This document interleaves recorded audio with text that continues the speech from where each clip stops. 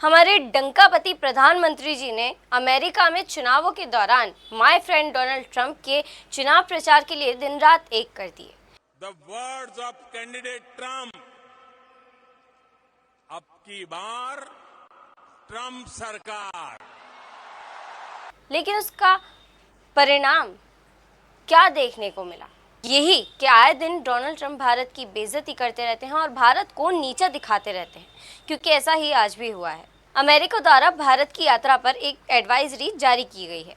भारत की यात्रा मतलब जो अमेरिकी लोग या अमेरिका के अधिकारी भारत यात्रा करने आते हैं, भारत घूमने आते हैं, उनके लिए एक एडवाइजरी जारी की है, जिसमें अधिकारियों के लिए एडवाइजरी जारी की है कि जब भी कोई अधिकारी भारत घूमने आना चाहेगा तो वो बिना परमिशन के नहीं आ सकता, यानी उसको अमेरिका सरकार से, अमेरिका गवर्नमेंट से परमिशन लेनी पड़ेगी। और वहीं जो दूसरी एडवाइजरी महिलाओं के लिए जारी की गई है, वो एक ऐसी एडवाइजरी है जिसमें साफ साफ भारत की बेइज्जती होती हुई नजर आ रही है, और जिसका कारण केवल और केवल प्रधानमंत्री नरेंद्र मोदी जी बताए जा रहे हैं। दरअसल अमेरिका ने अपनी एडवाइजरी में महिलाओं के लिए ये सख्त निर्देश दिए हैं कि कोई भी महिला अकेले भारत यात्रा पर ना जाए। अब भारत यात्रा पर अकेले कोई महिला इसलिए ना जाए क्योंकि भारत में इस वक्त सबसे ज़्यादा जो मुद्दे बढ़ रहे हैं, सबसे ज़्यादा जो समस्याएं बढ़ रही हैं, वो रेप केसेस की समस्याएं हैं। लगातार आए दिन रेप केसेस की तादाद भारत में बढ़ती हुई नज़र आ रही है। हर एक प्रदेश, जिला, गली, मोहल्ला, शहर, हर जगह से आए दिन रेप की खबरें सामने आती रहती हैं और ये तादाद आए दिन बढ़ती हुई नज़र आ रही है। इस वजह से अमेरिका ने अपनी एडवाइजरी में ये सख्त निर्देश दिए हैं कि कोई भी महिला अकेले भारतीय शहर पर ना जाए। इससे आप अनुमान लगा सकते हैं कि अमेरिका द्वारा बाकी देशों तक भी हमारी छवि किस तरह से धूमिल होगी और अमेरिका किस तरह से भारत की बेइज्जती करने पर लगातार तुला हुआ है। हालांकि अमेरिका की बात गलत नहीं है। भारत में आए दिन रेप केसेस लगातार बढ़ते जा रहे हैं और जिसका कारण केवल और केवल मौजूदा सरकार है, क्योंकि सरकार ना ही कोई एक्शन ले रही है, ना ही कोई सख्त निर्देश जारी कर रही है। बढ़ते रेप केसेस को देखते हुए रेप होता है, उसके बाद केस चलता है और कुछ केसेस क्लोज हो जाते हैं, कुछ केस के गुनहगारों को बरी कर दिया जाता है और कुछ केसों में निर्णय आने में काफ़ी देर हो जाती है। इसलिए हमारे भारत के रेप केसेस आए दिन बढ़ते जा रहे हैं, जिसके कारण आज अमेरिका तक हमारे भारत की छवि किस प्रकार धूमिल हो गई है, ये साफ देखा जा सकता है।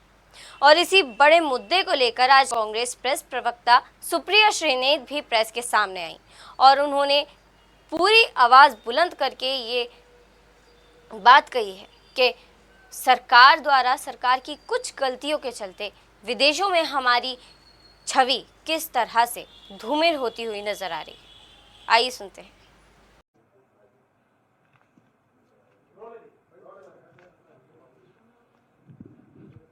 आप सबको मेरा नमस्कार। एक बेहद गंभीर विषय पर आज आपके सामने हूं, क्योंकि आज का विषय हिंदुस्तान की छवि का, हमारे देश का वैश्विक पटल पर कैसे देखा जा रहा है, हमें दुनिया हमें किस नजर से देख रही है, हमारी साख पर जो सवाल उठ रहा है उसका है। 11 साल से नरेंद्र मोदी जी इस देश के प्रधानमंत्री हैं और इस देश के प्रधानमंत्री रहते हुए 11 साल में उन्होंने अधिकांश वक्त विदेशी दौरों पर, विदेशी देशों से संबंध बढ़ाने पर, अमेरिका जैसे देश जिनका अच्छा संबंध भारत से रहा है उनसे प्रगाढ़ता बनाने पर ही फोकस किया है। 11 सालों में उनका अधिकतर, ज्यादातर ध्यान अपनी रंगी पुती छवि को बनाने का, कैमरे में सही एंगल में आने का, इसी होड़ में बीता है। लेकिन जब आज हमारे देश को विश्व की बड़ी ताकतों, विश्व के बड़े देशों, विश्व के हमारे मित्रों की जरूरत है, तो वो साथ खड़े नजर नहीं आ रहे और बजाय हमारा साथ देने के अमेरिका जैसे देश एडवाइजरी इशू करके कह रहे हैं कि हिंदुस्तान जाना रिस्की है और खास तौर से महिलाएं अकेले हिंदुस्तान बिल्कुल ना जाएं। और यह अमेरिका तब कर रहा है जब वो दूसरी तरफ पाकिस्तान की मेहमान नवाजी कर रहा है, उनको दावतें उड़वा रहा है, उनके लिए लाल कालीन बिछाया हुआ है, उनकी वाहवाही में लगा हुआ है। 11 साल से विदेश नीति का फलसफा यह है कि हमारे लिए एडवाइजरी इशू हो रही है कि हिंदुस्तान ना जाइए, और पाकिस्तान के लिए दावतें सज रही हैं। आपकी जानकारी के लिए और आपके माध्यम से लोगों की जानकारी के लिए एक बार ताजा कर देते हैं कि अमेरिका ने भारत की यात्रा पर आने वाले नागरिकों के लिए एक ट्रैवल एडवाइजरी अपडेट करी है। इसको यात्रा चेतावनी कह लीजिए, लेवल 2 की। इसमें कहा गया है कि महिलाएं भारत अकेले यात्रा बिल्कुल न करें। इसमें यह भी कहा गया है कि अमेरिका के जो सरकारी कर्मचारी हैं वो बिना परमिशन के हिंदुस्तान नहीं आ सकते हैं। इस एडवाइजरी में 2 टूक शब्दों में कहा गया है, बलात्कार अभी भारत में सबसे तेजी से बढ़ने वाला अपराधों में से एक है। यहां सेक्सुअल असॉल्ट समेत हिंसक अपराध टूरिस्ट स्पॉट और दूसरे स्थानों पर होते हैं। हमारी वाहवाही में ये कसीदे अमेरिका ने पढ़े हैं, और साथ ही और भी हिंसक चेतावनी दी है कि हिंसा हो सकती है, आपराधिक गतिविधि हो सकती है। 11 साल में आज हम उस मुकाम पर खड़े हैं कि अमेरिका जैसा देश हमारे लिए ट्रैवल एडवाइजरी इशू कर रहा है, और पाकिस्तान के लिए हमारे दुश्मन देश पाकिस्तान के उस नफरती जनरल को दावत दे रहा है।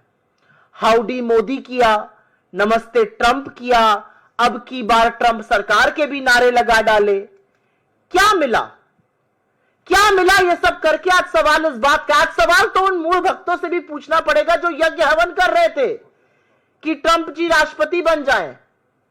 हमें क्या हासिल हुआ, हमें क्या मिला? हाउडी मोदी, नमस्ते ट्रंप, अब की बार ट्रंप सरकार करके आज सवाल इन बातों का है। अभी मैं सुन रही थी 3 दिन पहले मोदी जी बिहार में हाँक रहे थे कि ट्रंप ने उनको दावत पे बुलाया है, उन्होंने मना कर दिया, नहीं नहीं मुझे तो कहीं और जाना है। शायद उड़ीसा में थे, हाँक रहे थे। अच्छा किया आप नहीं गए, आप जाते तो आपको आसिम मुनीर जो नफरती जनरल है उसके साथ बैठाकर खाना खिलाता ट्रंप, और आप कुछ कह नहीं पाते। आप कह रहे हैं आपका मित्र आपको दावत पे बुला रहा है, और आपका मित्र हमारे देश के खिलाफ ट्रैवल एडवाइजरी इशू कर रहे हैं। महिलाएं यहां आने लायक नहीं है, अमेरिका के जो पदाधिकारी हैं वो बिना परमिशन के नहीं जाएं, अपने रिस्क पर हम इंडिया जाइए। आपको दावत पे बुलाया जा रहा है, देश के साथ ये किया जा रहा है।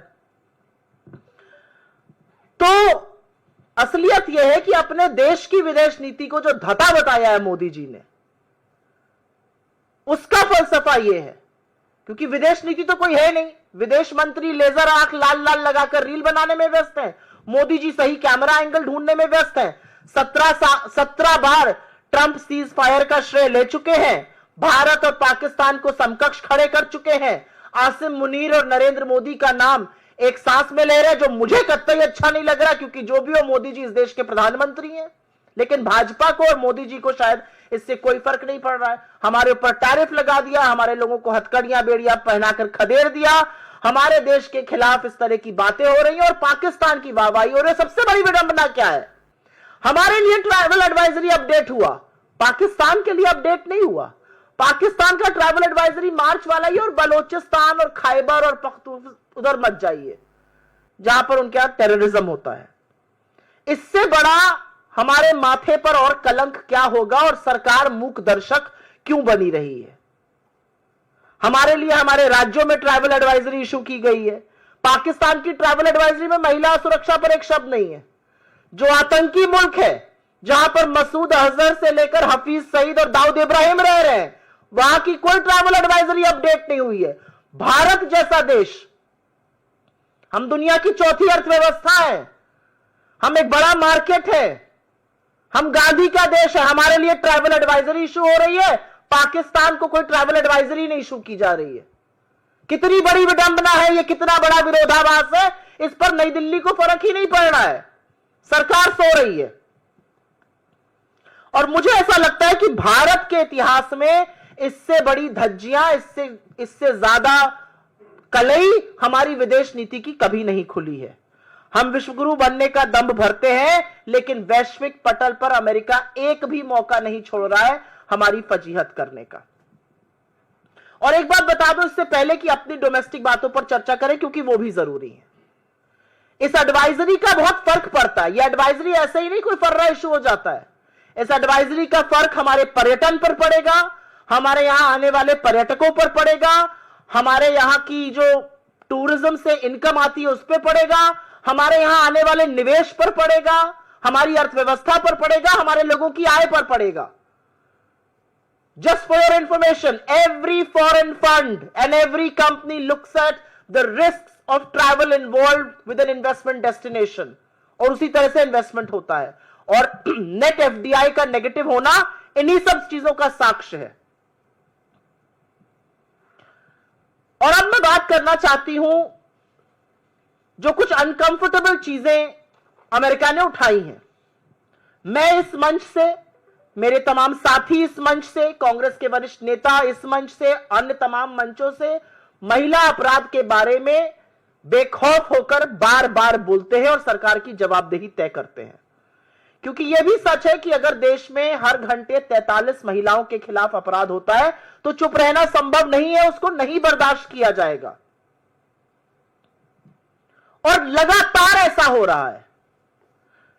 राष्ट्र की राजधानी दिल्ली में एक महिला के साथ बार बार अपराध होता है, वही आदमी उसके साथ बलात्कार करता है जिसकी वो कंप्लेन करने गई थी, जिसकी दिल्ली पुलिस ने कंप्लेन नहीं लिखी जनवरी में, अब वो फिर उसका रेप करता है और उसकी फिर एफआईआर नहीं लिखी जाती है। ओडिशा में एक छात्रा बीच पर गई, वहां पर 10 दानवों ने उसका गैंगरेप कर दिया। असलियत यह है कि छत्तीसगढ़ में एक आदिवासी औरत का इतनी बुरी तरह से गैंगरेप हुआ और उसकी अतड़ियां तक बाहर मिली। मुजफ्फरपुर में दलित बच्ची का सिर्फ गैंगरेप ही नहीं हुआ, उसके बदन पर 20 बार चाकू से गोदे हुए निशान मिले, उसकी अंततोगत्वा 1 जून को मृत्यु हो गई। असम के कछार में, बालाघाट में, मध्य प्रदेश के, मैं पढ़ती ही जा सकती हूं। उत्तर प्रदेश में नाबालिग बच्ची का चलती कार में रेप होता है, उसके साथी को बाहर फेंक दिया जाता है जिसकी मृत्यु हो जाती है। तो ऐसा नहीं है कि सब चंगा है। और यह एक सच है कि अधिकांश जो ऐसे मामले आते हैं, अधिकांश जो ऐसे कांड आते हैं, चाहे वो आईआईटी बीएचयू हो, चाहे वो नाव हो, चाहे वो चिन्मयानंद हो, चाहे वो अंकिता भंडारी हो, चाहे वो हरिद्वार की वो पिशाचनी हो जो अपनी बच्ची का गैंगरेप करा रही थी, या तो वो बीजेपी में पाए जाते हैं, या वो बीजेपी समर्थक होते हैं, या ऐसे अपराध के बाद उनको बीजेपी का संरक्षण मिल जाता है। असलियत इस बात की है। और इसलिए कुछ सवाल जरूर उठते हैं, और यह सवाल उठने वाजिब भी हैं। सवाल इसलिए उठते हैं क्योंकि अगर प्रज्वल रेवन्ना का प्रचार करने मोदी जी जाएंगे, अगर हर कीमत पर आईआईटी बीएचयू के गैंग रेपिस्ट को बचाने में सारी भाजपा जुट जाएगी, तो पॉलिटिकल संरक्षण मिल रहा है और इसीलिए अपराधी इतने बेखौफ हो रहे हैं। बड़ी बड़ी जो स्कीम्स हैं, चाहे वो निर्भया हो, चाहे वो बेटी बचाओ बेटी पढ़ाओ हो, जो अब मिशन शक्ति के अंतर्गत सब सब्ज्यूम हो गई हैं, उसके लगातार फंड काटे जा रहे हैं। लेकिन इन सब बातों के बावजूद आज सच ये है कि आप डोमेस्टिक फ्रंट पर आप आधी आबादी को देश में न्याय नहीं दे पा रहे हैं, आधी आबादी को देश में सुरक्षित नहीं कर पा रहे, आधी आबादी के खिलाफ जब अपराध होता है तो आपके मुंह से चू नहीं निकलती। आपका संरक्षण अपराधी को मिलता है, बार बार मिलता है। और विदेश में आपकी विदेश नीति इतनी विफल है कि जिनको आप गले लगाए, जिनके आप गले पड़ गए, आपने नमस्ते ट्रंप से हाउडी मोदी तक करा डाला, उनके नारे तक लगा डाले, उनका प्रचार प्रसार तक कराए, वो आपके खिलाफ ट्रैवल एडवाइजरी इशू कर रहे हैं। और भारत सरकार की ओर से एक शब्द नहीं, कोई आपत्ति नहीं। पाकिस्तान के खिलाफ ट्रैवल एडवाइजरी नहीं इशू होगी, हमारे खिलाफ होगी। पाकिस्तान के उस जनरल को बिठाकर दावत उड़वाई जाएगी, हमें पाठ पढ़ाया जाएगा और हम बिल्कुल चुप हैं। मतलब कहने को तो उनकी रगों में गरम खून और गरम सिंदूर खौलता है। ट्रंप का नाम सुनकर भीगी बिल्ली क्यों बन जाते हैं, कुछ बोलते क्यों नहीं है, मूक दर्शक क्यों बन जाते हैं। इस ट्राइबल एडवाइजरी का हमारी वैश्विक साख पर, वैश्विक पटल पर हमारी विदेश नीति की विफलता पूरी तरह से साफ है। और इसीलिए हमारी इस मंच से मांग है कि गवर्नमेंट ऑफ इंडिया इस मुद्दे को अमेरिका के प्रशासन से, अमेरिका की सरकार के साथ ले, और जो लगातार हमारे साथ हो रहा है, चाहे वो टैरिफ की धमकी हो, चाहे वो हमारे लोगों को खदेड़ना हो जबरन बेबकरी की तरह अमेरिकन मिलिट्री जहाजों में ठूस कर, चाहे वो बार बार श्रेय लेना हो, 17 बार श्रेय ले डाला, एक शब्द नहीं हमारी ओर से। और अब ये ट्रैवल एडवाइजरी, इस पर जरूर भारत सरकार अपनी आवाज बुलंदी से उठाए। I will very briefly make a statement in English on something which deserves and needs your urgent attention, because this pertains to India's image, to India's standing at the global stage. The reality is that America has issued a travel advisory of level 2 and has advised its women, especially, not to travel alone to India, citing various cases of rape. It also, of course, goes on to say that various kinds of crimes and incidents of violence and terror attacks can happen, and very categorically says that American officials will need permission from the government before they travel to India. What is most ironical amidst this all is that this kind of an advisory is being issued for India, which will have far-reaching impact, and I'll just talk about that in a bit. But nothing of this kind is being issued for Pakistan, which is a terror country, which houses from Masood Azhar to Hafiz Saeed to Dawood Ibrahim to anybody worth talking about as far as the world of terror is concerned. They're all being housed, patronized and given protection by Pakistan. No such advisory for Pakistan. In fact, quite the contrary, we are being issued a travel advisory, and the general from Pakistan is enjoying a meal with President Trump. And President Trump goes on to hyphenate India and Pakistan. I mean, look at where we are in the world and look at where Pakistan is. I take huge offense to our Prime Minister's name being mentioned and hyphenated with the General Asim Munir, who, if you actually ask me, is a terrorist cloaked in that army uniform. But that's what is happening, and that's what is most ironical. The reality is that in the last 11 years, Mr. Modi has spent disproportionate amount of time pursuing foreign powers, from hugging and forcible hugs to howdy Modi, namaste Trump, ab ki baar Trump sarkar, to going to the US uninvited. He's done everything possible. And look at what America is doing to us. At a time when we need big, large nations of the world to stand with us, America is issuing travel advisories against us. And citing incidents which pertain to the rest of the world.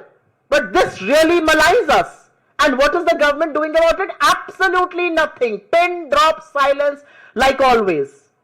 The reality is that Mr. Trump has taken credit for the ceasefire 17 times. He imposed tariffs on us. He called us an abuser and a fraud. He has put our people in handcuffs and sent them back to India. He's consistently insulting us, and our government chooses to keep quiet. And which is why the question arises, what is our foreign policy worth it? What is the cornerstone of a foreign policy? The cornerstone of a foreign policy is to keep India's interest above all. But Mr. Modi's foreign policy is to get the right camera angle so that he's shot from the good camera angle wherever he is in the world. Our foreign minister is too busy making reels with laser red eyes. So who do you expect to pursue foreign policy from? The reality also is, and I have no qualms in admitting and saying this, that on one hand travel advisory is being issued against us, but nothing on Pakistan, and we are completely mute spectators. We don't say a word. There are certain aspects which the travel advisory has raised, which are obviously troublesome. These are troubles of our own, and we should find solutions to it. We should ensure our women are safe. If 43 women in India meet crime every hour, there will be questions raised. The reality is that here in the national capital, which should be the safest region for women all over the country, unfortunately it is not. It is one of the most unsafe. A woman gets raped by the same man multiple times, and each time she tries to lodge an FIR, the Delhi police refuses to do so. A 19-year-old girl in Odisha on a beach is gang raped by 10 people. A tribal woman in Chhattisgarh is not just raped, her intestines are pulled out. A minor is raped in a moving car in Uttar Pradesh, and her companion is killed and thrown out of the car. A minor girl is not just raped, but she stabbed 20 times on her body and she eventually succumbs to her wounds on the 1st of June. I can go on and on, the list is endless.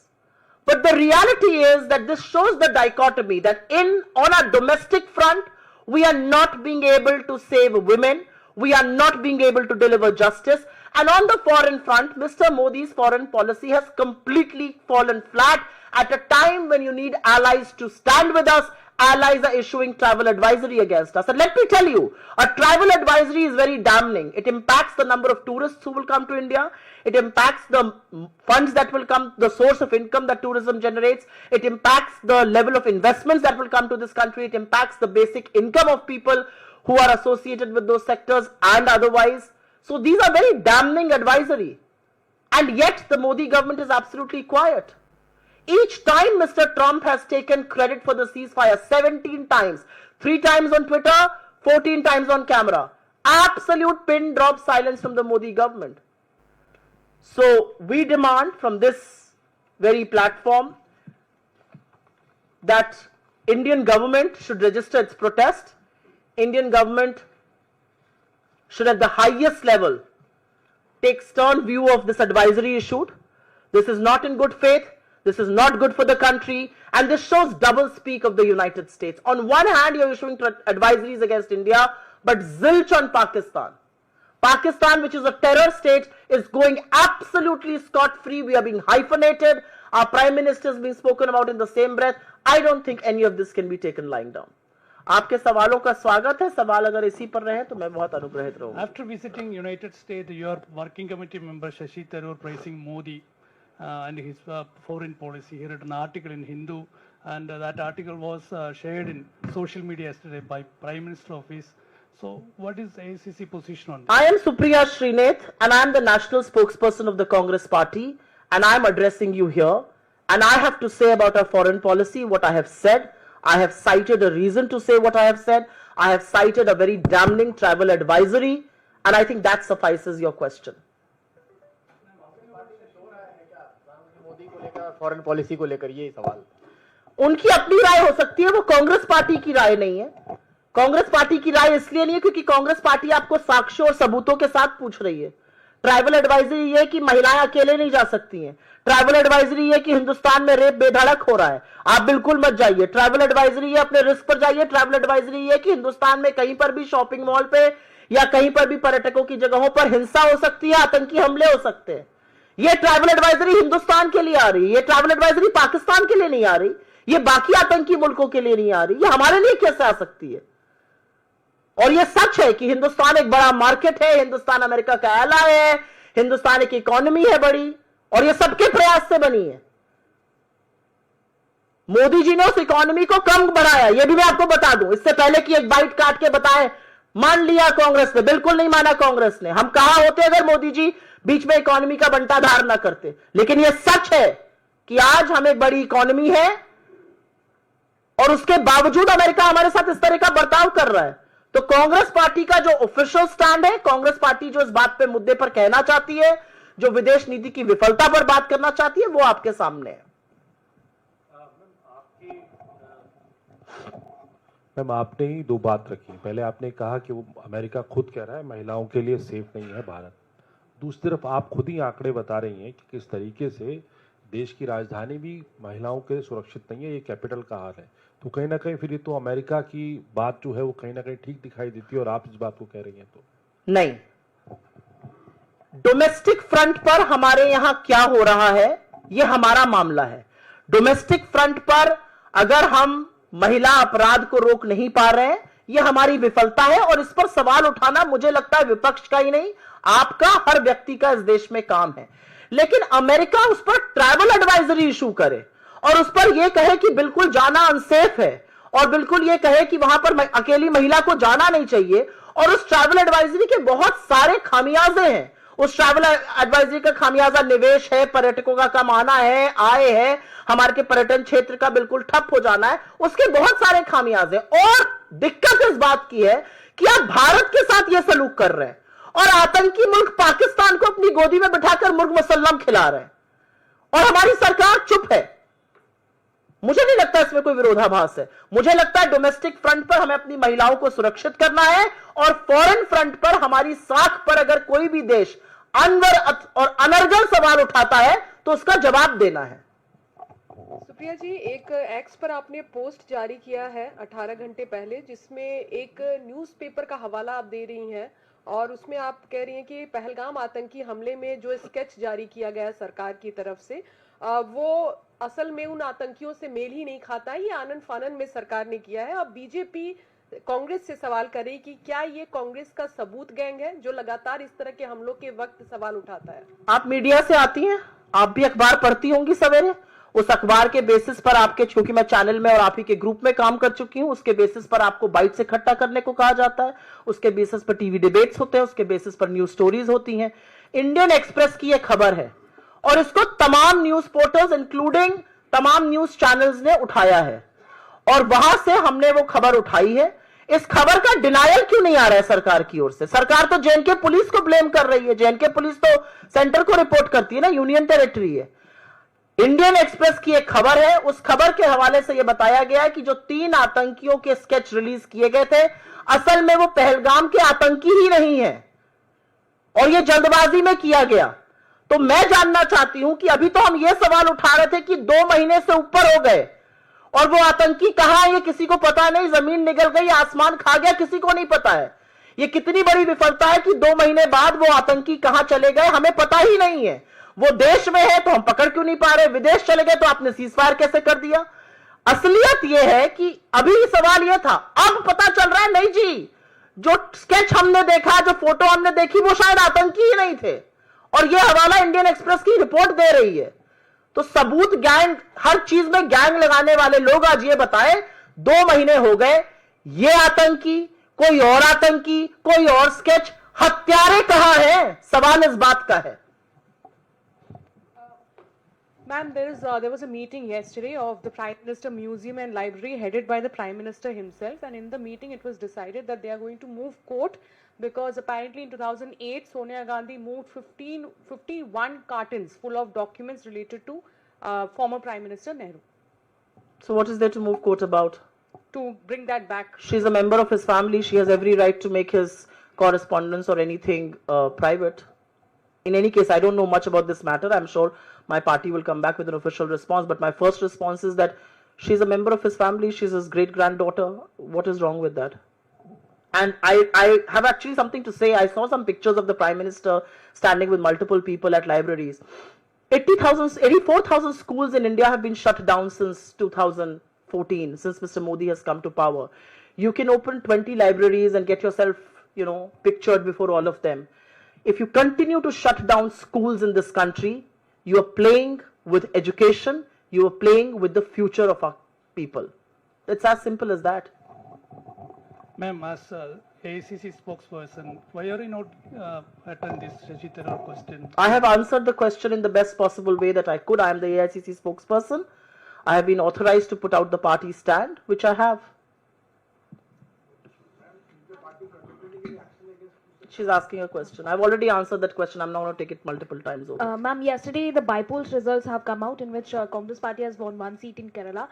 But your own MP, Tariq Anwar, has just tweeted and he has said that Ms. Shakti Singh Gohil has resigned from the post of PCC president, which is a welcome move. But why not other people are also following this step which he has taken? What's your take on it? Quite frankly, as far as the by-polls are concerned, the way I read that verdict is that the BJP won 1 out of the 5 seats.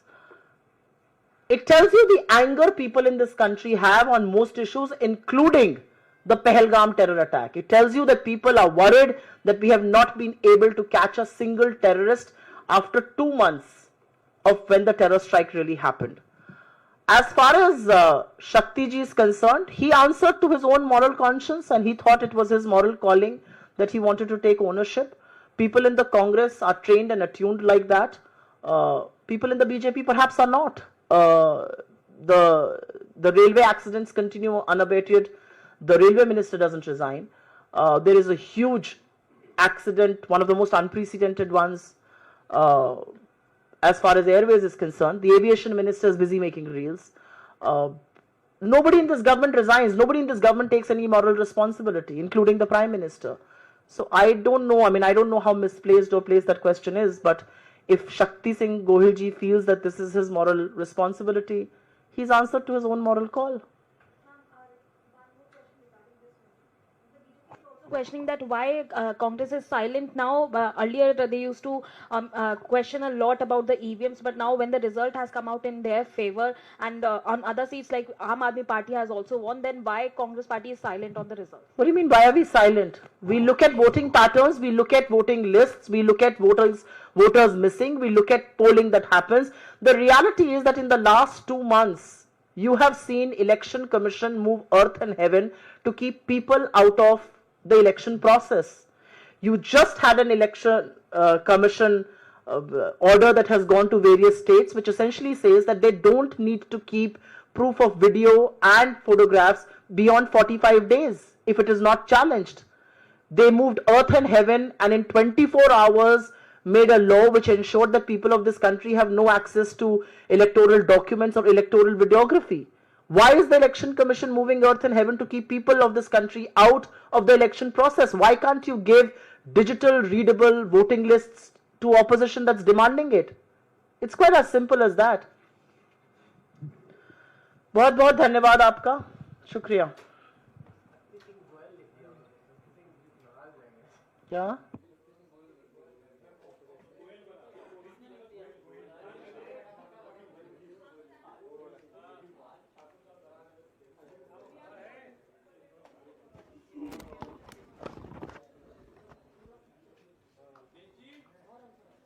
तो इस मामले पर आपके क्या विचार सुझाव हैं? इस प्रेस कॉन्फ्रेंस को सुनने के बाद आपके क्या विचार सुझाव हैं और देश में बढ़ते रेप केसेस को लेकर आप क्या सोचते हैं? उनको कैसे रोका जा सकता है या फिर उनको कैसे कम किया जा सकता है? इस बारे में आप क्या सोचते हैं?